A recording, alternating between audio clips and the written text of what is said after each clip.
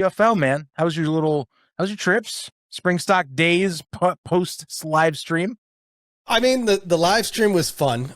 First, before we get into the travel of it all, Zach, we had the co-owner of the UFL, Danny Garcia, make an appearance on our show. Yes, we did. We had the president of the UFL, Russ Brandon, make an appearance on our show. Yes, we did. We had the Matty Fresh make an appearance on our show. Yes, and there was actually a couple players that willingly made an appearance on our show as well. We had a banger. Yeah, there's some great cameos in that one. Spring Stock 5, and if you missed it, I had the fancy ref shirt. It was buttoned up. I'm going to be wearing that on the cruise for something. I don't know what, but because, Easter night, we have the Gamblers against the Stallions, which I'll be missing, but I'll wear my ref shirt on the cruise, just buttoned up. I can't be walking around in this ref shirt. But then the next day, I drove up to Dallas, and most of it was fun until the end of the game. And I was actually planning on staying the night, hanging out with James and James the next day, but I ended up having to come back early because my wife needed something. So I drove through the night, got home at 12:30, and it wasn't until I went to Buc-ee's to go charge and take a piss that I got in Buc-ee's and I realized I'm still walking around in the ref shirt. It's like, I don't know, 11:30 at night. Here I am. But, we did that on the whole way to St. Louis last year, so I'm just used to it now. It's partying, man. But I'll say it was fun. I like the new stadium in Dallas. Some could argue, half of it's shut down. I thought it was nice. There was still a decent crowd there. Everybody was having fun. There was your Zach, I got to say it, though. There was your typical spring football bullshit. Spring football bullshit in full effect in Dallas. So our boy, James Baker, he had the all-inclusive package there, right? He goes to get a beer at halftime. Guess what?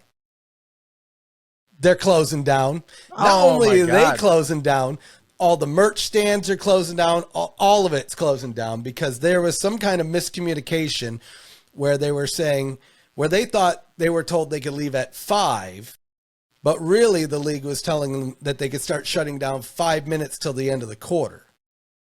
The last quarter, obviously, right? Okay. And so there was, I'm sure, many people that were pleasantly or unpleasantly surprised, rather. I'm fully convinced this is a Dallas thing that just keeps happening. It happens in Arlington. I know. Just happened to travel you right over to Frisco, Texas. I mean, I just think it's an area thing. I'm just starting to get convinced that this is something that just happens. Those vendors are ready to go home, man. They are, maybe they just want to get in the stands and watch the game. They're like, there's football going on, and I'm serving beer. Get out of here. Let me that's wander a good on excuse. down. They'll come back. There's going to be plenty more. They're going to buy plenty more merch, plenty more tickets. But I think it sounds like they'll have that sorted for next week. I won't be in Houston to tell anybody what happens there, but I will be there for their third game. I believe is their next home game after that, week 4. Anyway, I'll be there. It's a Thursday night game, and that's going to be brutal, Zach, because I'm going to have to get out. It takes 2 hours to get there normally, and it's going to be rush hour because I'm going to have to leave at like 5 to get there. The game starts at 7. Yeah, middle of the week. What are you guys doing to me? I don't want to do that. I might have to leave at like 4 if I want to get there with some leeway and maybe not get slammed with traffic. Mm-hmm. Nonetheless, but you know what? The league is back. We might as well just go right into the UFL action. Just keep on going. I mean, seriously, might as well. Mixed bag of action over the weekend. I'll say that there was things that looked great, things that didn't look so great. And I'll be honest, am I shocked? No, because that's what you get when you take all your teams and you throw them back out like a bunch of dice again. Because what you could have had was year 3. Finally, Zach, a true year 3 where these teams finally gelled together. You're seeing that a little with Birmingham. St. Louis is doing St. Louis things, but I already talked about A.J. Smith and Brandon Silvers, and so that makes all the sense. Dallas, I'm a little bit surprised, but maybe Houston's defense isn't that great. Maybe, I don't know. We'll see in the coming weeks. Houston has done that to teams where people said, oh, well, that team's going to be amazing. I think it was actually the Renegades before, and then that was like, they weren't that amazing. The Storm, though, I thought the Storm was going to be a fine team. and they were a fine team. Anthony Beck behind the scenes. But again, maybe not, because or is the Aviators just going to be the Aviators with a brand new head coach? I don't know. Before I get into my thoughts into Houston and how hope is not dead, give me your thoughts. Let's go into it. Yeah, I'm just gonna say it's a mixed bag with the whole deal. I mean, and I'll be frank, I caught up enough.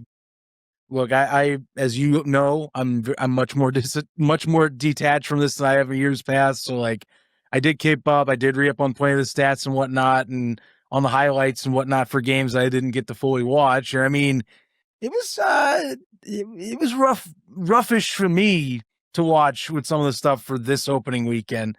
And I mean, some of that could probably be attributed to that they did blow up rosters and kind of threw pieces around. Feels like the O-lines are weaker this year for some reason, which I mean, that could be the NFL and then them trying to like stop. There's this whole thing around with the NFL, like stockpiling linemen at this point just to kind of hold on to them because it's like a valuable asset or something.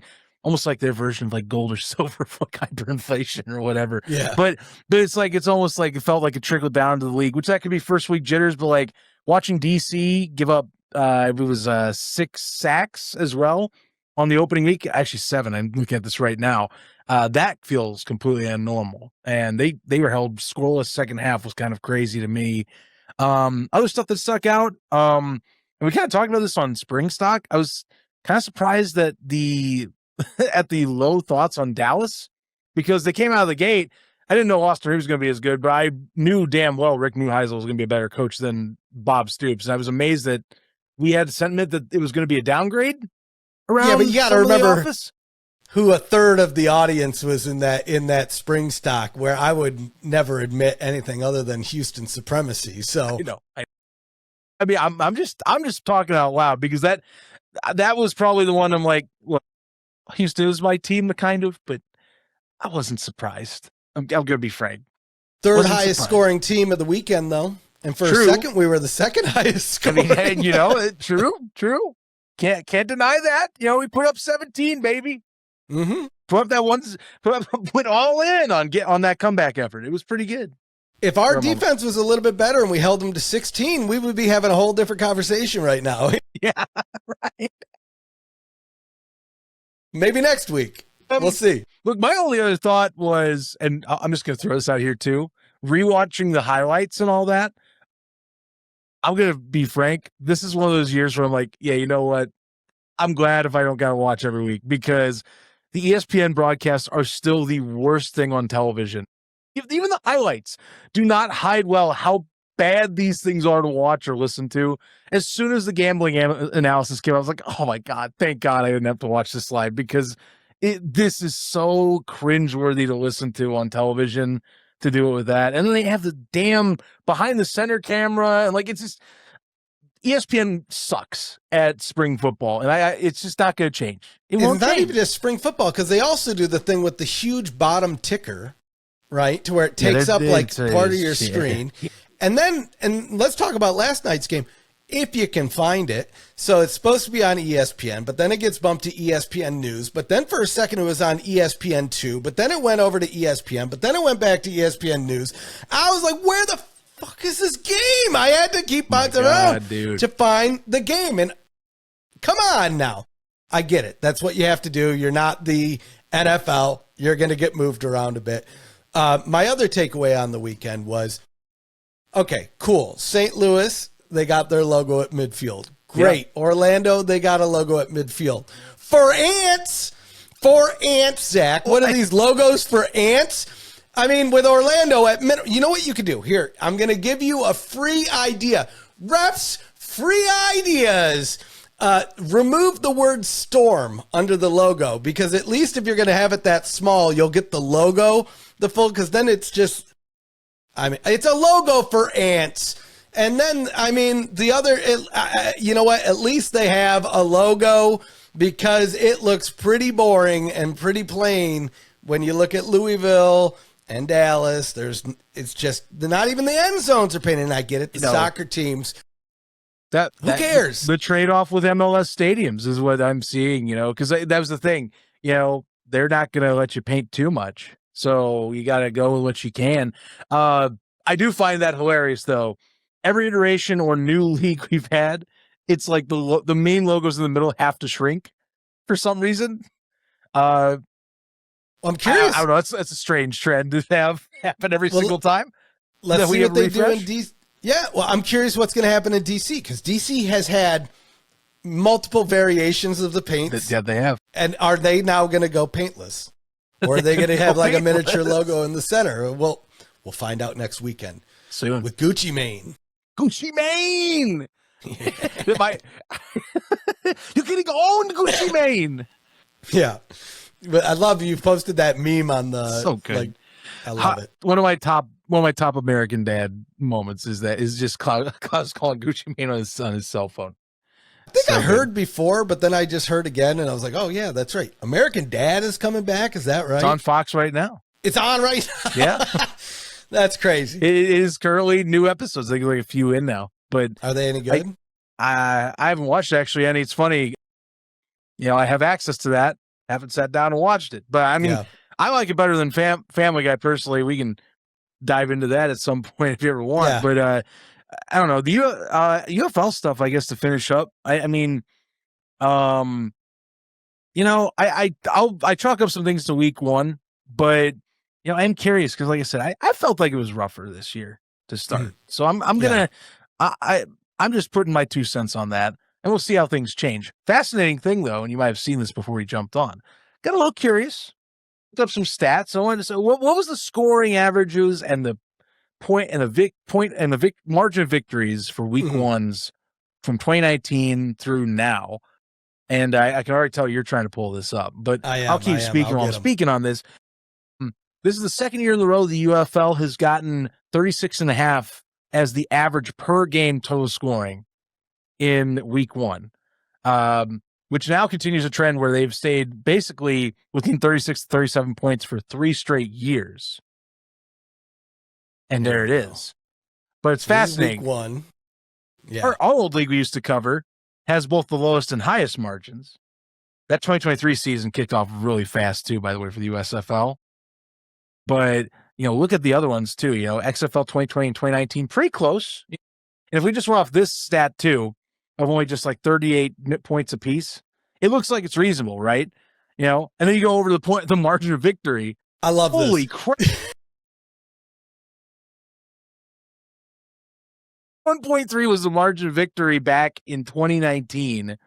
And one of those was a 26-0 blowout, by the way, week one. Yeah. It was not close whatsoever. But you know what? Second highest was actually last year's UFL season, 17.5. Which I didn't remember that because now. You had the year one, then it started to gel, and look, now we took it back to year one. Yeah, that's what we did. Because that's what I was about to say. You know what we're going to see here is I wouldn't worry that we're going to have this quality all season. Because we've done this, Zach. This is another reason why we have a different show now, because we've talked about the same thing before. With new teams, what's going to happen, Zach? 2-3 weeks in, they're going to start to gel. Yep. They're going to understand the receivers a little bit better. They're going to understand the routes a little bit better. They're going to understand the coaches and the signals a little bit better. They're going to see a little bit more film, and we're going to see things get a little bit more competitive.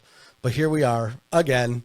Another season where we blew up the teams and everything has to kind of be reset. And here we are. And you can see it in the numbers because year one, resetting the teams, 9-point spread, about an 8.5-point spread. Let's just look at this. Okay, these are the outliers right here, right? Yeah, it kind of feels like they are. Yeah. Look at year one, year one, year one, year one.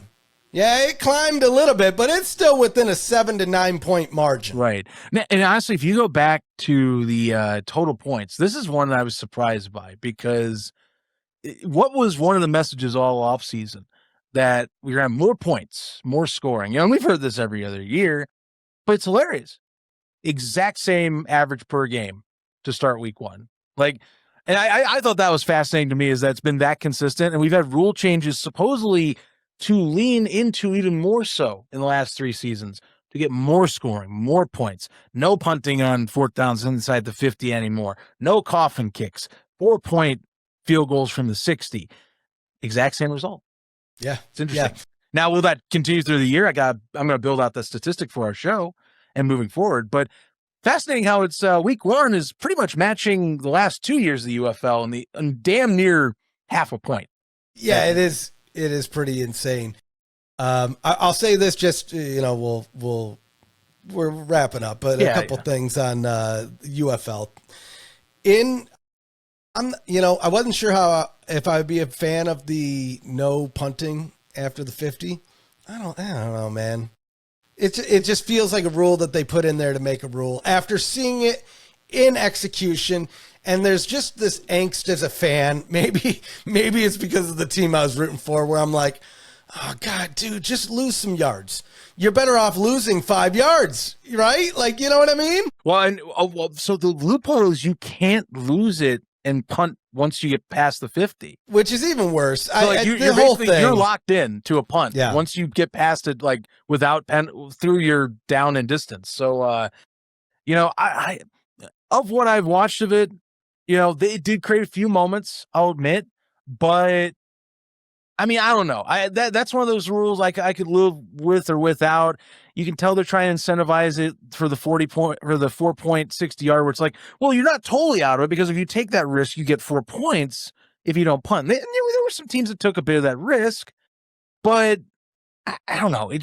I don't think about that right off the gate, I guess. The ones that could, Zach, what the hell happened? I can't believe I almost skipped this. What happened to the kicking? Do they have new chips in the ball? Because, Zach, do you remember all of the shit that we had to deal with? Oh, the chips in the ball, the UFL. Oh, look at them dumping out the kickers. But then you look at this season, I've never seen so many missed kicks in a weekend. I was like, oh. Man, it was not a good weekend to be a kicker in the UFL. Right. Well, and I guess that's the one counter argument I could hear someone in the background is, well, if these kickers didn't miss, I guess the point average would be up. It's like, you know what, you're right. But also, kickers got to make the kicks. And that's a thing every week. And that could be to the talent of what we have. I'll call fluke. We have 1 week. It could be bad, but, just something to keep an eye on as well.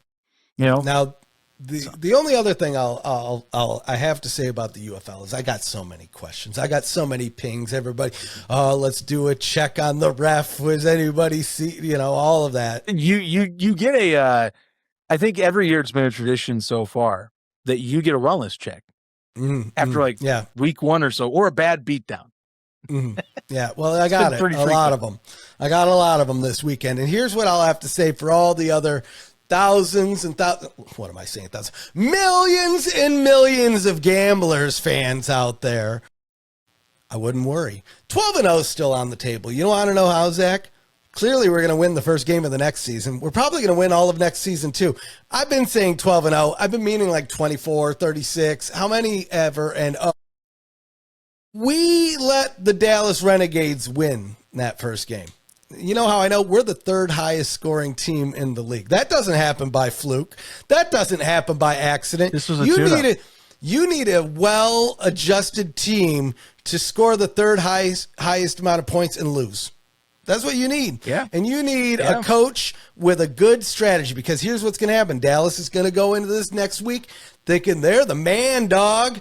They're going to go in there. Homeboys just broke the record for most yards passed. And then all of a sudden, what's going on? Wait, why are we losing this game? Meanwhile, Houston, we're just going to steamroll everybody. Because now we are forever trap game of the season. People are ignoring that we're the 3rd highest scoring team in the United Flippin' Football League. People are ignoring it. People are just looking at us getting beat down. People are looking at us swapping out our quarterback pretty quick. People are looking at our defense maybe not stopping as many plays as they needed. People are looking at the quarterbacks not just connecting with their receivers. People are looking at, the diversity of plays maybe not being as bountiful as they should have. People are looking at, just the utter disappointment at the end of the game. But I wouldn't worry about all of those things or any of those things at all, because we're going all in, baby. We have a home game next week. I almost said Nelly. We got Ludacris in the house. Ludacris is going to, and I'm telling you, if we don't see hundreds, if not thousands in that building, I will be shocked. I will be shocked. So don't worry just yet. I'm not. You're not. Feeling great. Look at this. This is me. You're always all in, though. You've been all in, rough them up. This is me in a couple more weeks, though.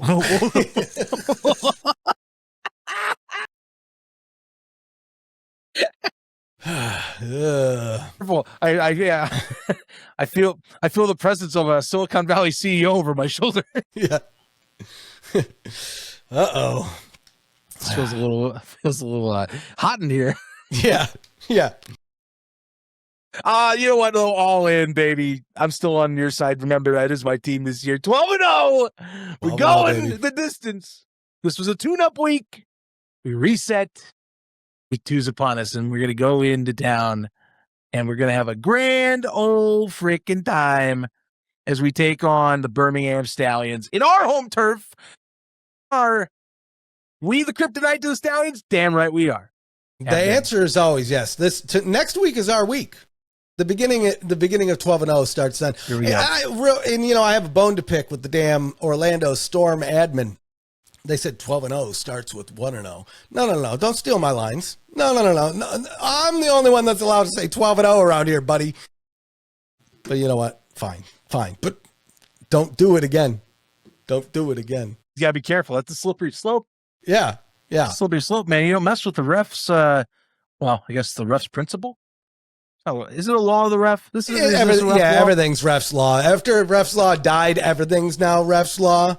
Refs law's not the same without the other half of refs law being. I'm just glad refs law died. I mean, well, you know what? We're gonna have to look at the statistics. I don't want to know which team. I really don't want to know which team is inverse of our record, because then I'll autistically be looking at that every week like the damn Panthers, because that was uncanny. Yeah, was it not, Zach? Yes.